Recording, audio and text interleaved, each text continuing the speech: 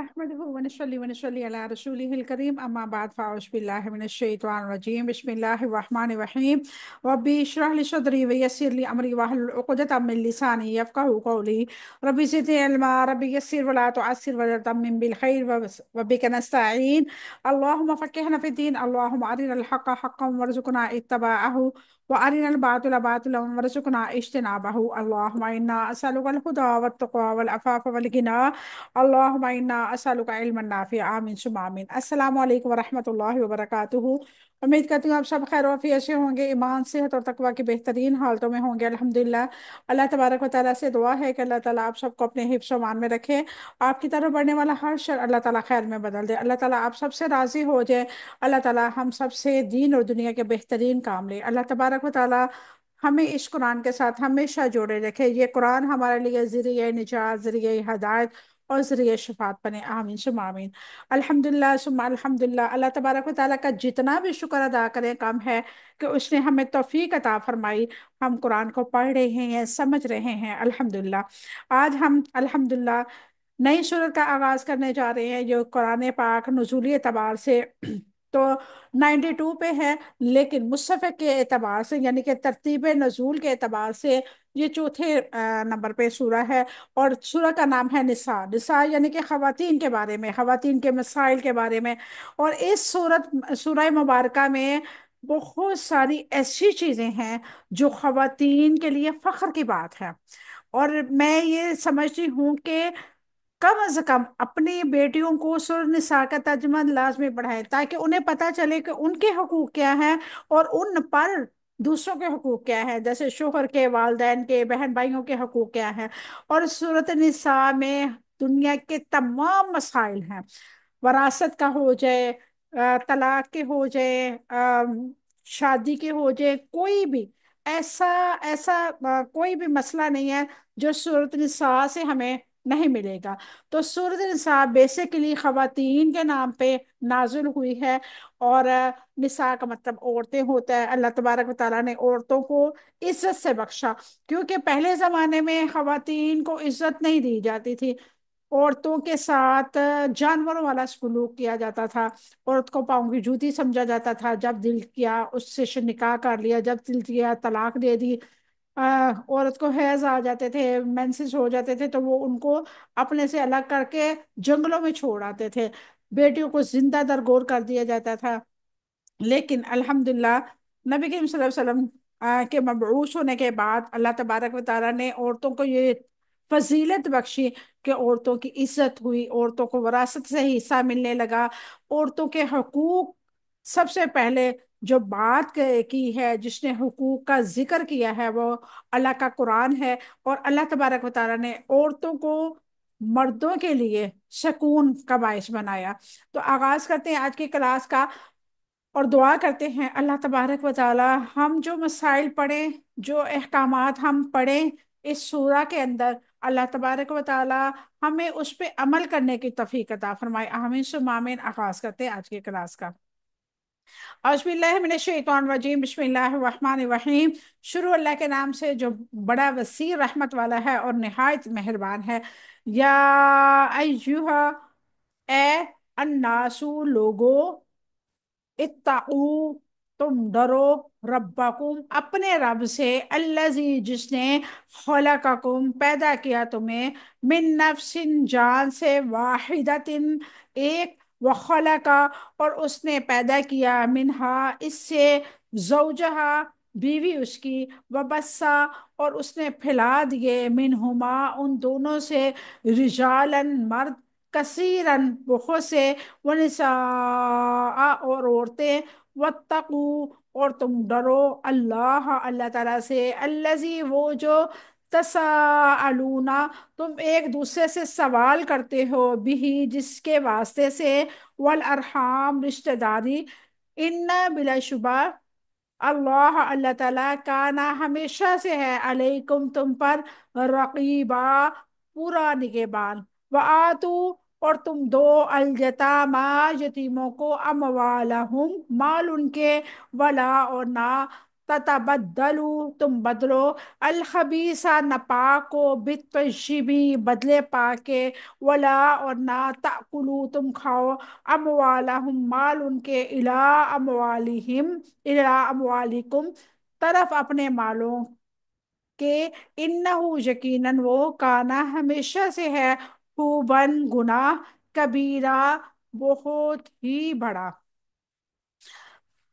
وَإِنْ اور اگر خفتم تم ڈرو، اللہ یہ کہ نہ تقسطوا تم انصاف کر سکو گے، فی الیتامیٰ یتیموں کے حق میں، فانکحوا تو تم نکاح کر لو، ماں جو طابہ پسند آئے، لکم تمہیں، من النساء عورتوں میں سے، مثنا دو دو، ورباع تین تین، وثلاثہ اور تین تین، ورباع اور چار چار، فإن پھر سو اگر خفتم ڈرو تم، اللہ یہ کہ نہ تعدلو تم عدل کر سکو کہ، فواحدتاً تو ایک ہی، او یا ما ملکت جن کے مالک ہوئے، ایمانکم دائیں ہاتھ تمہارے، ذالکا یہ ادنا زیادہ قریب ہے، اللہ یہ کہ نہ تعدلو تم انصاف سے ہٹو، وآتو اور تم ادا کرو، النساء عورتوں کو،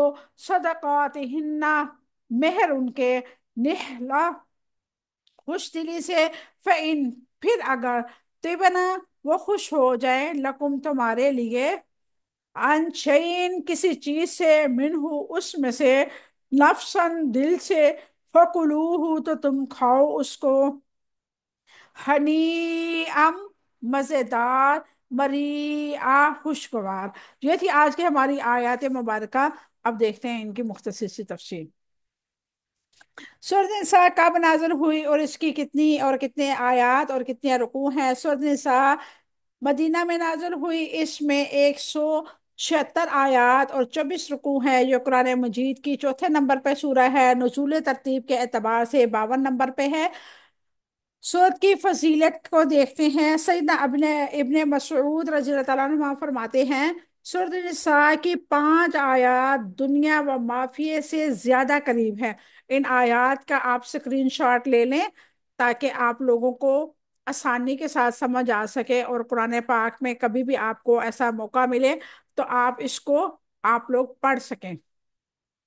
سب سے پہلی آیات، ان تجتنبوا کبائر ما تنہون عنہ نکفر عنکم سیئاتکم وندخلکم مدخلا کریما۔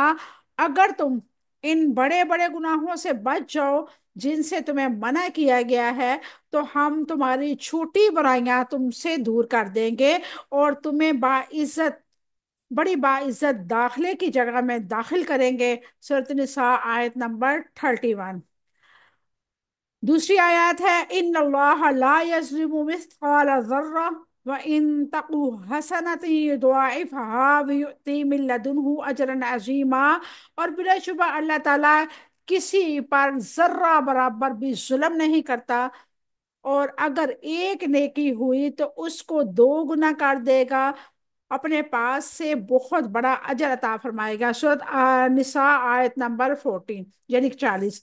تیسری آیت مبارکہ ہے، ان اللہ لا یغفر ان یشرک بہ ویغفر ما دون ذلک لمن یشاء۔ بے شک اللہ تعالیٰ اس بات کو نہیں بخشے گا کہ اس کے ساتھ شرک کیا جائے، اور جو اس کے علاوہ ہے وہ جس کے لیے چاہے گا بخش دے گا۔ سورۃ النساء آیت نمبر 48۔ اب جو 5ویں آیت ہے وہ ہے، وَمَن يَعْمَلْ سُوءًا أَوْ يَظْلِمْ نَفْسَهُ ثُمَّ يَسْتَغْفِرِ اللَّهَ يَجِدِ اللَّهَ غَفُورًا رَحِيمًا۔ اور جو شخص کوئی برائی کرے یا اپنی جان پر ظلم کرے، پھر اللہ تعالیٰ سے بخشش کی درخواست کرے، تو وہ اللہ تعالیٰ بے حد بخشنے والا، نہایت رحم والا پائے گا۔ سورۃ النساء آیت نمبر 110۔ اور 5ویں جو آیت ہے وہ ہے، والذین آمنوا باللہ ورسولہ ولم یفرقوا بین احد منہم اولئک سوف یؤتیہم اجورہم وکان اللہ غفورا رحیما۔ اور جو لوگ اللہ تعالیٰ پر اور اس کے رسولوں پر ایمان لائے تو انہوں نے ان میں سے کسی ایک کے درمیان بھی فرق نہیں کیا، یہی لوگ ہیں انہیں جلد اللہ تعالیٰ ان کا اجر سے نوازے گا، اور اللہ تعالیٰ ہمیشہ سے بے حد بخشنے والا، نہایت رحم کرنے والا ہے۔ یہ 5 آیت مبارکہ ہیں جو دین کی سمجھ لیں کہ روح ہیں۔ ان 5 آیت مبارکہ میں اللہ تبارک و تعالیٰ نے تمام احکامات واضح کر دیے ہیں، کہ اللہ تعالیٰ نے سب سے پہلے ہمیں بتلایا کہ ایسے گناہ، بڑے گناہوں سے، یعنی کہ کبیرہ گناہ، کسی کو قتل نہیں کرنا، جھوٹ نہیں بولنا، اور کسی کی بے ایمانی نہیں کرنی، کسی کے ساتھ دھوکہ نہیں کرنا، یہ بڑے گناہوں میں ہے۔ اگر اپنے آپ کو بچاتے ہو تو ان چھوٹے گناہوں کو میں تمہیں معاف کر دوں گا۔ سیدنا عائشہ رضی اللہ عنہا سے روایت ہے کہ نبی کریم صلی اللہ علیہ وسلم نے فرمایا، جو قرآن مجید کی پہلی 7 صورتیں یاد کر لے وہ عالم ہے۔ الحمدللہ۔ سیدنا ابن عباس رضی اللہ عنہ فرماتے ہیں کہ اس امت کے لیے النساء کی 8 آیتیں ان تمام چیزوں سے جن پر سورج نکلتا ہے، ڈوبتا ہے، بہترین ہے۔ وہ 8 آیاتیں جو ہیں وہ یہ آ گئی ہیں، پہلے ہم نے 5 پڑھی ہیں، اب 8 آیاتیں یہ آ گئی ہیں۔ یرید اللہ لیبشر لکم ویہدیکم سنن الذین من قبلکم ویتوب علیکم واللہ علیم حکیم۔ سورۃ النساء آیت نمبر 26۔ واللہ یرید ان یتوب علیکم ویرید الذین یتبعون الشہوات ان تمیلوا میلا عظیما۔ 27 سورۃ النساء۔ یرید اللہ ان یخفف عنکم وخلق الانسان ضعیفا۔ 28 آیت نمبر۔ ان تجتنبوا کبائر ما تنہون عنہ ان تجتنبوا کبائر ما تنہون عنہ نکفر عنکم سیئاتکم وندخلکم مدخلا کریما۔ سورۃ النساء آیت نمبر 31۔ ان اللہ لا یظلم مثقال ذرہ وان تقو حسنۃ یضاعفها ویؤتی من لدنہ اجرا عظیما۔ سورۃ النساء آیت نمبر 40۔ ومن یعمل سوءا او یظلم نفسه ثم یستغفر اللہ یجد اللہ غفورا رحیما۔ سورۃ النساء آیت نمبر 110۔ ان اللہ لا یغفر ان یشرک به ویغفر ما دون ذلک لمن یشاء۔ سورۃ النساء آیت نمبر 116۔ والذین آمنوا باللہ ورسولہ ولم يفرقوا بین احد منہم اولئک سوف یؤتیہم اجورہم وکان اللہ غفورا رحیما۔ 152 آیات مبارکہ۔ یہ آیت مبارکہ جو 8 ہیں، ان کی پڑھنے کی بہت زیادہ فضیلت ہے۔ سیدنا ابن عباس رضی اللہ عنہ فرمایا، مجھ سے سورۃ النساء کے بارے میں پوچھو تو میں نے بچپن میں ہی قرآن پاک پڑھ لیا تھا۔ الحمدللہ۔ اب آغاز کرتے ہیں سورۃ النساء کی تفسیر کا۔ یا ایھا الناس اتقوا ربکم الذی خلقکم من نفس واحدۃ وخلق منها زوجها وبث منہما رجالا کثیرا ونساء واتقوا اللہ الذی تساءلون به والارحام ان اللہ کان علیکم رقیبا۔ اے لوگو، تم اپنے رب سے ڈرو جس نے تمہیں ایک جان سے پیدا کیا اور اسی سے اس کی بیوی پیدا کی، اور اس نے ان دونوں سے بہت سارے مرد اور عورتیں پھیلا دی، اور اللہ تعالیٰ سے ڈر کے رہو جس کے واسطے سے تم ایک دوسرے سے سوال کرتے ہو، رشتہ داری کو بگاڑنے سے ڈر جو، بلا شبہ اللہ تعالیٰ تم پر ہمیشہ سے پورا نگہبان ہے۔ اللہ تبارک و تعالیٰ نے آیت مبارکہ سورت کے آغاز میں حکم کیا دیا ہے؟ یا ایھا الناس اتقوا ربکم، اے لوگو اپنے رب سے ڈر جاؤ۔ اس آیت میں تقوی کا حکم ہے، خواہ وہ مومن ہو یا کافر۔ اتقوا ربکم، اپنے رب سے ڈرو، یعنی کہ جس چیز کا اس نے حکم دیا ہے، جس چیز سے روکا ہے، اس کی مخالفت سے ڈرو۔ خلقکم من نفس واحدہ، جس نے تمہیں ایک جان سے پیدا کیا۔ ایک جان سے مراد سیدنا آدم علیہ السلام ہیں۔ اے لوگو اپنے رب سے ڈرو جس نے تمہیں عدم سے وجود عطا کیا اور تمہارے وجود و کرم کی پرورش کی، اور یاد کرو تمہیں ایک جان سے پیدا کیا۔ وَخَلَقَ مِنْهَا زَوْجَهَا، اور اسی سے اس کی بیوی پیدا کی، یعنی سیدنا آدم علیہ السلام کے لیے سیدہ حوا علیہ السلام کو پیدا کیا گیا۔ پھر ان سے نسل انسانی کو چلایا گیا۔ اللہ تبارک و تعالیٰ نے فرمایا من آیاتہ ان خلقکم من انفسکم ازواجا، اور اس کی نشانیوں میں سے ہے کہ اس نے تمہارے لیے تمہاری جنس ہی سے بیویاں پیدا کی۔ سورۃ روم آیت نمبر 21۔ رسول اللہ صلی اللہ علیہ وسلم نے فرمایا عورت کی تخلیق پسلی سے ہوئی ہے، یہ کسی طریقے سے بھی تمہارے لیے مکمل سیدھی نہیں ہوگی، بس اگر تم اس سے فائدہ اٹھانا چاہتے ہو تو اسے کجی کی حالت سے میں ہی فائدہ اٹھاتے رہو، اگر تم اسے سیدھا کرنے لگو گے تو اسے توڑ ڈالو گے، اور اس کا توڑنا دینا یعنی کہ اس کو طلاق دینا ہے۔ سلسلہ الصحیحہ نے اس کو بیان کیا ہے۔ حافظ ابن کثیر رحمہ اللہ لکھتے ہیں جب آدم علیہ السلام سوئے تھے تو ان کی بائیں اور پسلی سے ہوا پیدا ہوئی، بیدار ہو کے دیکھا تو اچھی معلوم ہوئی، اور وہ ان سے مانوس ہو گئے اور وہ بھی ان سے مانوس ہوگی۔ سیدنا ابن عباس رضی اللہ عنہ فرماتے ہیں چنانچہ عورت مرد سے پیدا ہوئی ہے اس لیے اس کی رغبت مردوں کی طرف ہوتی ہے، اور مرد مٹی سے بنا ہے اس لیے اس کی رغبت زمین کی طرف ہوتی ہے، اس لیے تم اپنی عورتوں کو روک کے رکھو۔ وَبَثَّ مِنْهُمَا رِجَالًا كَثِيرًا وَنِسَاءً، اور اس نے ان دونوں میں سے بہت سے مرد اور عورت پھیلا دیے۔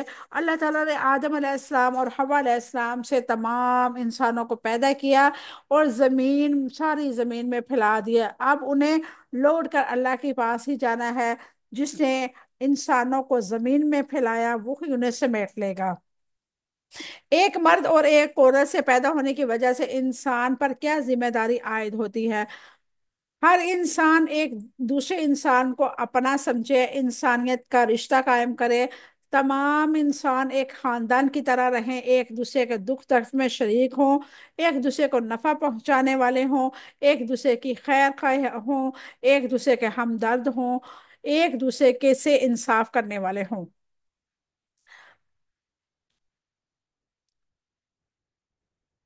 وَاتَّقُوا اللَّهَ وَاتَّقُوا اللَّهَ الَّذِي تَسَاءَلُونَ بِهِ وَالْأَرْحَامَ، اور اللہ تعالیٰ سے ڈر کے رہو جس کے واسطے سے تم ایک دوسرے سے سوال کرتے ہو۔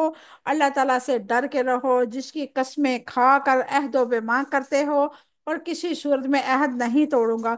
تساءلون بہ یعنی کہ تم اس کے حقوق طلب کرتے ہو، بس جو کوئی دوسرے کے لیے یہ چاہتا ہے تو کہتا ہے کہ میں تجھ سے اللہ تعالیٰ کے نام پر سوال کرتا ہوں کہ تو فلاں کام کر دے، کیونکہ وہ جانتا ہے کہ اس کے دل میں اللہ تعالیٰ کی عظمت جاگے گی تو اس کی بات کی مقاصدی، تو اس میں ایسے شخص کو وہ رد نہیں کرے گا، یعنی کہ اگر وہ اللہ کا واسطہ دے کے بات کرے گا تو اگلے کے دل پہ اثر ہوگا تو وہ اس کو رد نہیں کرے گا، اور اسی کے ذریعے تعظیم کیے کرے گا، اور پس تمہیں چاہیے کہ تم عبادت کرو اور تقوی کے ذریعے اس کی تعظیم کرو۔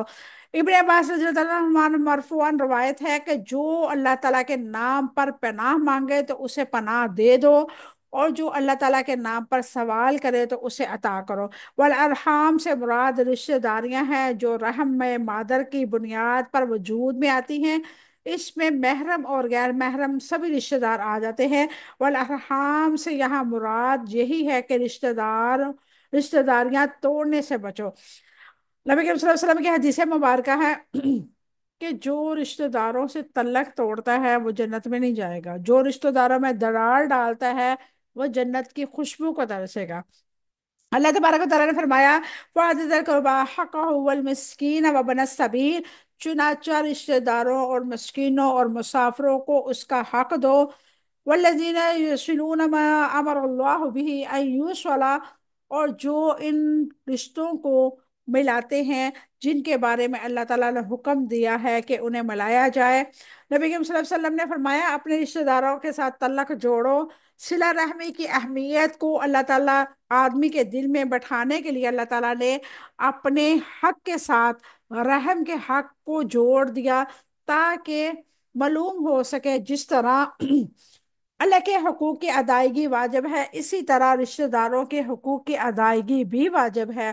جو شخص جتنا قریب ہوگا اتنا ہی اس کے حق کی اہمیت بڑھ جائے گی، یعنی کہ اللہ تبارک و تعالیٰ نے یہ شرط رکھی ہے کہ اگر آپ کی فیملی میں کوئی مستحق لوگ ہیں تو آپ باہر صدقہ نہیں کر سکتے، آپ باہر کسی کی مدد نہیں کر سکتے۔ آپ کے گھر میں جو ہے، آپ کے بہن بھائیوں میں جو ہے، آپ کی اولاد میں یا آپ کے عزیز و اقارب میں ہے، پہلے انہیں اور پھر باہر والوں کو۔ سیدنا عائشہ رضی اللہ عنہ سے روایت ہے کہ رسول اللہ صلی اللہ علیہ وسلم نے فرمایا، رحم عرش کے مالک ہے، وہ کہتا ہے کہ جو مجھے جوڑے گا اللہ تعالیٰ اسے جوڑ دے، اور جو مجھے کاٹے اللہ تعالیٰ اسے اپنی رحمت سے کاٹ دے۔ یعنی کہ جو عرش کے نیچے اللہ تعالیٰ نے رشتہ داری کو معلق کیا ہوا ہے، یعنی کہ لٹکایا ہوا ہے، اور وہ دعا کرتی ہے روزانہ کہ اللہ جو مجھے جوڑتے ہیں، یعنی کہ اپنے رشتہ داروں کے ساتھ حسن سلوک کرتے ہیں، مل بیٹھتے ہیں، غیبتیں نہیں کرتے، سازشیں نہیں کرتے، اے اللہ ان کو تو جوڑ دے۔ اور جو ظاہری طور پہ میٹھے ہیں لیکن اندر سے سازشیں کرتے ہیں، اور اللہ ان کو تو کاٹ دے، جیسے وہ کاٹ رہے ہیں جڑیں اپنے رشتہ داروں کی، ایسے تو بھی ان کو کاٹ دے۔ تو دیکھیں کتنی بڑی اللہ تعالیٰ کی طرف سے وعید ہے ان لوگوں کے لیے جو رشتہ داروں کے ساتھ اچھا سلوک نہیں کرتے۔ سید انس بن مالک رضی اللہ عنہ سے روایت ہے، نے خبر دی ہے کہ رسول اللہ صلی اللہ علیہ وسلم نے فرمایا، جو چاہتا ہے کہ اس کی رزق میں فراخی اور عمر دراز ہو تو وہ صلہ رحمی کیا کرے۔ سیدنا جریر بن معطل رضی اللہ عنہ سے روایت ہے کہ رسول اللہ صلی اللہ علیہ وسلم نے فرمایا، رحم کو کاٹنے والا جنت میں داخل نہیں ہوگا۔ لے جی وہ آیت آ گئی ہے، ابھی حدیث میں نے پڑھی تھی۔ اور جو رشتہ داروں کو کاٹتا ہے، جو اس طرح کی بگاڑ ڈالنے کی کوشش کرتا ہے نا، اللہ تبارک و تعالیٰ کی جنت اس کو قبول نہیں کرے گی۔ ان اللہ کان علیکم رقیبا، بلا شبہ اللہ تعالیٰ تم پر ہمیشہ سے پورا نگہبان ہے۔ اللہ تعالیٰ سب کے احوال و اعمال کی نگرانی کرنے والا ہے، اور رقیب کے معنی میں حفاظت اور علم آتے ہیں۔ اللہ تعالیٰ انسان کے تمام احوال و اعمال سے واقف ہے، اس سے ایک ذرہ بھی پوشیدہ نہیں ہے۔ اس لیے آدمی کو چاہیے کہ وہ اپنی زندگی اسی طرح گزارے کہ اس کے دل و دماغ میں یہ بات ثابت ہو کہ اللہ تعالیٰ مجھے دیکھ رہا ہے اور میری تمام اعمال اس کی نگاہ میں ہیں۔ یعنی کہ ہم جب یہ سوچیں گے تو اللہ تعالیٰ خود بخود ہی ہمارے راستے کو سیدھا کر دے گا۔ نبی کریم صلی اللہ علیہ وسلم نے فرمایا، انت عبود اللہ کأن تراہ فإن لم تکن تراہ فإنہ یراک۔ تم اللہ تعالیٰ کی عبادت ایسے کرو کہ اسے دیکھتے ہو، اور اگر اسے دیکھ نہ پاؤ تو وہ تمہیں دیکھتا ہے۔ صحیح بخاری نے اس کو روایت کیا ہے۔ اللہ تعالیٰ نے اپنے رقیب ہونے کا شعور کیسے دلایا؟ اللہ تعالیٰ نے اپنے رقیب ہونے کا شعور ہونے کے تمام انسانوں کو ایک جان سے پیدا کر کے انسانوں کے جوڑے بنانے اور مرد اور عورتوں کو پھیلانے سے اپنے رقیب یعنی کہ نگران ہونے کا شعور دیا ہے، کہ دیکھو جس طرح پیدا کیا وہ پیدائش کے عمل پر نگران ہے، جس نے جوڑا بنایا اس پر وہ اس عمل پر نگران ہے، جس نے رشتہ داریاں بنائی وہ رشتوں پر بننے پر نگہبان ہے۔ اب جب تم رشتہ داریوں کو وجود میں آئیں گے تو وہ تمہارے رشتہ دار توڑنے اور جوڑنے پر بھی نگہبان ہوگا۔ يا أيها الناس ربكم خلقكم من نفس واحدة وخلق منها زوجها وبث منهما رجالا كثيرا ونساء واتقوا الله الذي تساءلون به والأرحام إن الله كان عليكم رقيبا۔ اے لوگو اپنے رب سے ڈر جاؤ جس نے تمہیں ایک ہی جان سے پیدا کیا ہے، اسی سے اس کی بیوی کو پیدا کیا، اور اس نے ان دونوں میں سے بہت سارے مرد اور عورتیں پھیلا دی۔ اور اللہ تعالیٰ سے ڈرتے رہو جس کے واسطے سے تم ایک دوسرے سے سوال کرتے ہو، اور رشتہ داری کو بگاڑنے سے بھی ڈرو، بلا شبہ اللہ تعالیٰ تم پر ہمیشہ سے نگہبان ہے۔ اللہ اکبر۔ وآتوا اليتامى اموالكم ولا تتبدلوا الخبيث بالطيب ولا تأكلوا اموالهم الى اموالكم انه كان حوبا كبيرا۔ اور یتیموں اور ان کے مال دے دو، اور ناپاک کو پاک سے نہ بدلو، اور ان کے مالوں کو اپنے مال کے ساتھ ملا کر نہ کھاؤ، ہمیشہ یقیناً وہ ہمیشہ سے بہت ہی بڑا گناہ ہے۔ اس آیت مبارکہ کا شأن نزول کچھ یوں ہے کہ سعید بن جریر کا قول ہے، غطفان کے ایک شخص کے بھتیجے کی کثیر مال تھا، جب یتیم بالغ ہوا تو اس نے اپنے مال کا مطالبہ کیا تو اس کے چچا نے انکار کر دیا، تو جھگڑا نبی کے صلی اللہ علیہ وسلم کے پاس لے کے آئے۔ اس وقت یہ آیت مبارکہ نازل ہوئی، یتیموں کے اولیاء کو حکم دیا جا رہا ہے وَآتُوا الْيَتَامَى أَمْوَالَهُمْ، اور یتیم یہ نہیں ہے کہ بڑی عمر کے بھی بچوں کو یتیم نہیں، یتیم ان کو کہتے ہیں، پہلے تو یہ سمجھنا پڑے گا ہم یتیم کس کو کہتے ہیں۔ یتیم اس کو کہا جاتا ہے جس کا والد فوت ہو جائے اور اس کی عمر 10 سال سے کم ہو، 10 سال سے چھوٹے بچے یتیم ہیں، بڑے ہو گئے یعنی 12 13 سال کا بچہ ہو گیا تو وہ یتیم نہیں کہلائے گا، کیونکہ وہ بلوغت کی عمر میں پہنچ چکا ہے، اور یتیم چھوٹے بچوں کو کہا جاتا ہے، یہ بات ذہن میں رکھے۔ وعد الیتامہ، اور یتیموں کا مال دے دو، اللہ تعالیٰ نے یتیموں کے اولیاء کو حکم دیا کہ یتیم جب بالغ ہو جائے تو کمی اور خیانت کیے بغیر ان کو پورا پورا مال دے دو، یتیموں کا مال اپنے مال سے ملانے کی کوشش نہ کرو، حلال روزی کے ساتھ حرام کو نہ ملاؤ۔ ولا تتبدلوا الخبیث بالطیب، اور ناپاک کو پاک سے نہ بدلو۔ دور جہالت میں یتیموں کا مال لینے میں لوگ حرج نہیں سمجھتے تھے، وہ طیب مال لیتے اور ردی مال چھوڑ دیتے، یعنی کہ ان کا تبادلہ کر لیتے اور کہتے نام اور جگہ راست کی جگہ ہے، راست، تو اللہ تعالیٰ نے انہیں اس عمل سے روک دیا۔ حرام خبیث ہے اور حلال طیب ہے، یتیم کے اچھے مال کے بدلے میں برے مال کو نہ بدلو، یعنی کہ اچھی زمین ہے کم در زمین نہ دو، اچھا جانور ہے کم تر جانور نہ دو، اچھی گاڑی ہے کم درجے کی گاڑی نہ دو، اچھا گھر ہے کم درجے کا گھر نہ دو، اچھا بزنس سیٹ ہوا ہوا ہے آپ اس کو ایک نیا چلا کے ہلکا سا ڈال کے دے دو کہ یہ تم چلا لو تمہارے پیسوں کا، ایسا نہیں کرنا چاہیے۔ وَلَا تَأْكُلُوا أَمْوَالَهُمْ إِلَىٰ أَمْوَالِكُمْ، اور ان کے مالوں کو اپنے مال کے ساتھ نہ ملا کے کھاؤ، یتیموں کا مال اپنے مال کے ساتھ ملا کر ایسے کھانا کہا جاتا ہے کہ بزنس اکٹھا کیا، خود نفع لے لیا اور اس کے حصے میں نقصان ڈال دیا۔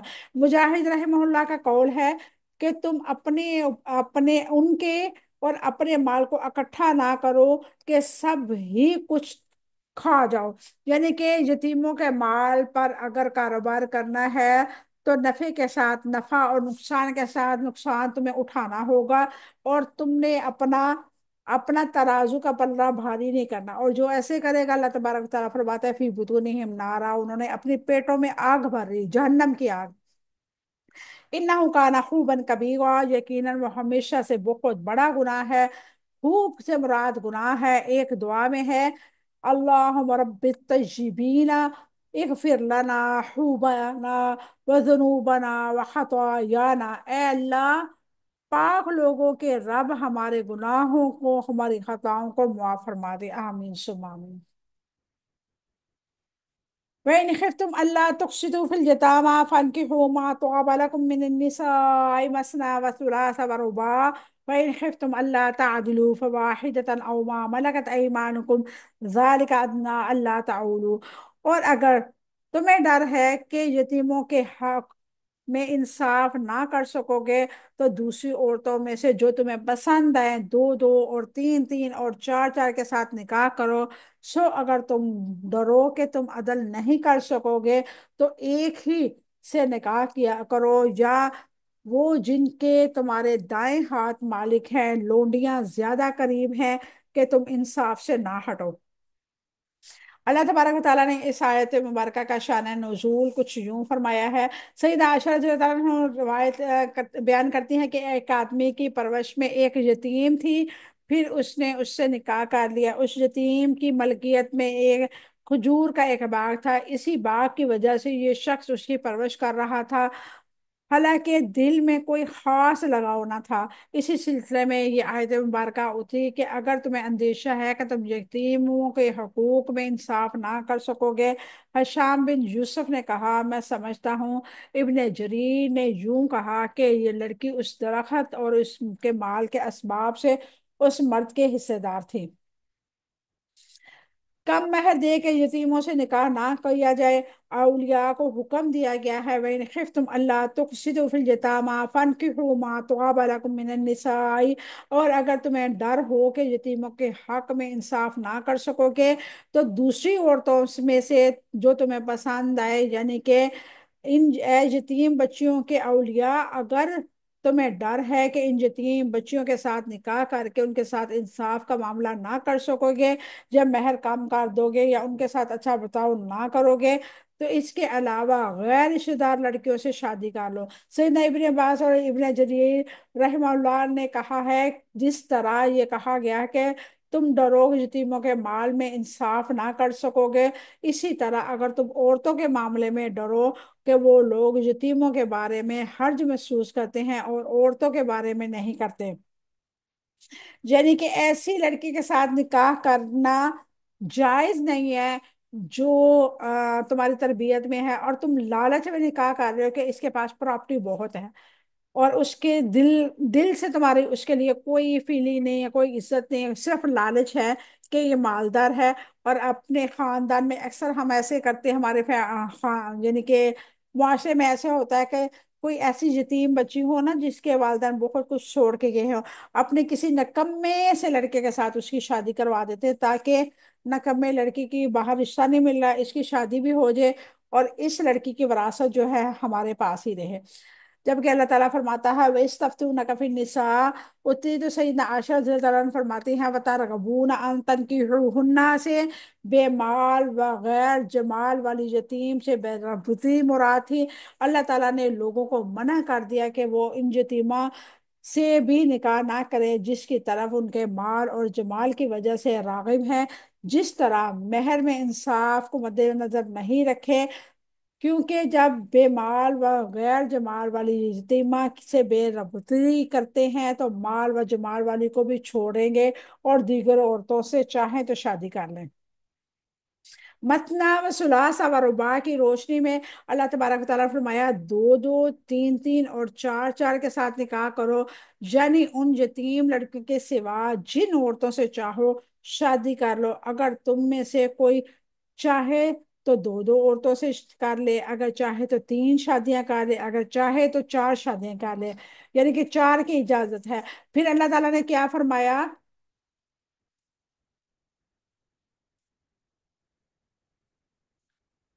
فَإِنْ خِفْتُمْ أَلَّا تَعْدِلُوا فَوَاحِدَةً أَوْ مَا مَلَكَتْ أَيْمَانُكُمْ، سو اگر تم ڈرو کہ تم عدل نہیں کر سکو گے، ایک ہی نکاح کرو، یا وہ جن کے تمہارے دائیں ہاتھ مالک ہیں لونڈیاں، اگر متعدد عورتوں سے مساوات قائم نہ رکھنے کا ڈر ہو تو ایک ہی عورت یا لونڈی ہی کافی ہے، خواہ متعدد لونڈیاں ہوں، کیونکہ لونڈیوں کی تقسیم مستحب ہے، واجب نہیں ہے۔ ایک ہی عورت سے نکاح رکھنے میں عافیت ہے، کیونکہ ایک سے زیادہ بیویاں رکھنے کی وجہ سے انصاف کرنا مشکل ہو جاتا ہے، لیکن ہمارے معاشرے کا مرد کہتا ہے کہ چار شادیاں جائز ہے، حقوق میں پورے کروں یا نہ کروں مجھے اجازت رب نے دی ہوئی ہے۔ ذالک ادنیٰ اللہ تعالی، یہ زیادہ قریب ہے کہ تم انصاف سے نہ ہٹو۔ اللہ تعالی سے مراد تمیل اور لا کی تجویز، یعنی کہ کسی ایک کی طرف نہ جھکو، یعنی کہ اس پہ اتفاق کرنا کہ لونڈی سے کام چلا لینا اس اعتبار سے زیادہ مناسب ہے کہ تم ناانصاف کے ارتکاب کرو۔ خاندان میں عدم کے قیام کے لیے اسلام نے خاص طور پر کوشش کی ہے کہ اس میں کیا حکمت ہے۔ خاندان میں عدل و انصاف دوسری جگہوں پر انصاف کے مقابلے میں زیادہ ضروری ہے۔ وَآتُوا النِّسَاءَ صَدُقَاتِهِنَّ نِحْلَةً وَإِن تُبْدُ لَكُمْ عَن شَيْءٍ مِّنْهُ نَفْسًا فَكُلُوهُ هَنِيئًا مَرِيئًا، اور عورتوں کو اس کے مہر خوش دلی سے ادا کرو، پھر اگر وہ اس میں سے کوئی چیز تمہارے لیے چھوڑ دیں تو چھوڑنے پر دل سے خوش ہو جائیں تو تم اس کو کھاؤ، اور مزیدار خوشگوار ہے۔ سیدنا اسے آیت مبارکہ کا شان نزول سب سے پہلے دیتے ہیں۔ ابو صالح فرماتے ہیں کہ لوگ اپنی یتیموں، اپنی بچیوں کو مہر خود لے لیا کرتے تھے اور وہ محروم رہ جاتی تھی، اس پہ آیت مبارکہ نازل ہوئی کہ مہر ادا کرنا واجب ہے۔ اس کا حکم آتوا النساء صدقاتہن نحلہ، عورتوں کو ان کے مہر خوش دلی سے ادا کیا ادا کر دیا کرو۔ سیدنا ابن عباس رضی اللہ تعالیٰ عنہ نے کہا اس آیت میں خطاب شوہروں سے ہے۔ اس آیت میں کلمہ نخلا کے معنی سیدہ عائشہ رضی اللہ تعالیٰ عنہ نے فرضہ کیا ہے کہ ابن زید پہ واجب کیا ہے۔ یہ آیت عورتوں کے لیے مہر کیا واجب کرتی ہے؟ نبی کریم صلی اللہ علیہ وسلم کے علاوہ امت کے کسی فرد کے لیے بغیر مہر کے شادی کرنا جائز نہیں ہے۔ مہر تعین کے وقت نیت بھی صحیح ہونی چاہیے کہ یہ عورت کا حق ہے، اسے ملنا چاہیے۔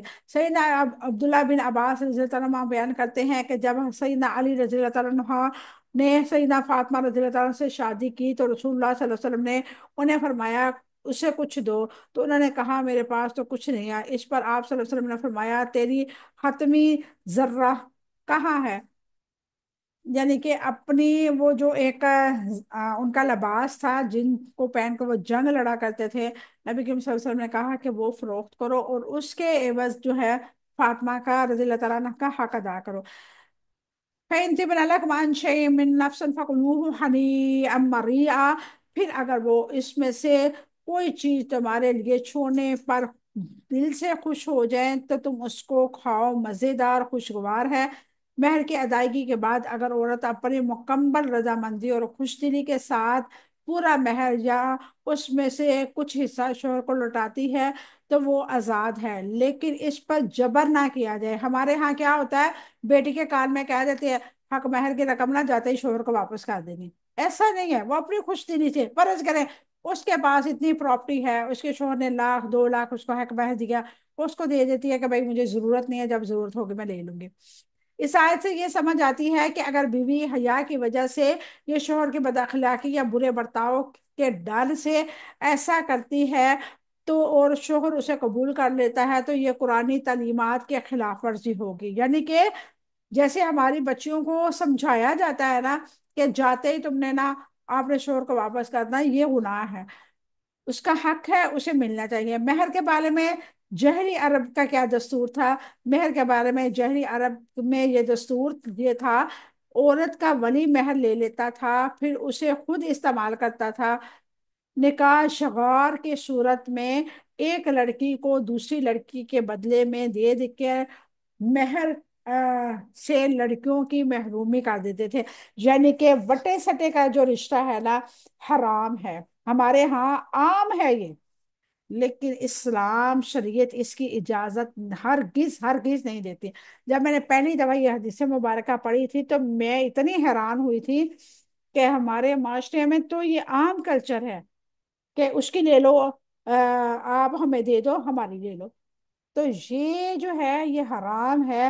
ہاں البتہ ایسا ہو سکتا ہے کہ ایک بیٹی یعنی کہ کسی نے اپنے بیٹے کی شادی کی کہیں، ان کی بہو ان کے ساتھ بہت اچھی ہے اور اس کا چھوٹا بھائی جو بہت چھوٹا تھا جب اس کی شادی ہوئی، جب وہ بڑا ہوا ان کو اچھا لگا، ان کی بیٹی بھی چھوٹی تھی، اب وہ بڑے ہوئے ہیں تو ان کا رشتہ کر دیں، یہ جائز ہے۔ لیکن ایک ذہن بنا کے ڈیل کر کے شادی کرنا یہ جائز نہیں ہے، یہ حرام ہے۔ اسلام نے مہر دلا کر عورت پر کیا احسان کیا؟ اسلام نے مہر دلا کر عورت کی عزت و وقار کو بحال کیا۔ اسلام نے محبت اور فیاضی کے راستے کھولے۔